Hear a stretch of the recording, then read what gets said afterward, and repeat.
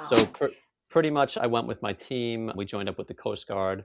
We boarded the vessel offshore and we were basically performing rapid triage and medical assessments of passengers exposed to the virus. And it was really long. It took about 12 hours before we even got to the ship.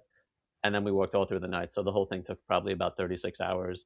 We had to put on PAPRs at the time when we boarded the ship because those were the safety measures we were taking. This is before we really knew what COVID was or how infectious it was. So we took all the precautions. Yes. Wow, that's absolutely amazing. I remember in February of 2020, I was coming back from Cancun and they said it wasn't here yet. And in hindsight, that winter before February, in January and December, I was running an ER as like the highest practitioner there. And there, it was definitely there already, although we didn't know what it was at the time. It was definitely there because my patients were negative for rapid, they had all the signs and symptoms, but they were negative for rapid strep A, strep B, mono, everything else. Cultures came back negative and they had all of the symptoms. So I was seeing it probably before you were on the boat.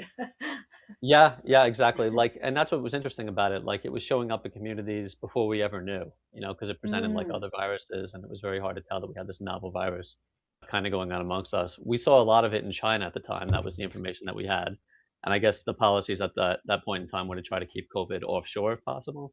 So that's why the mission ended yes. up taking place that way.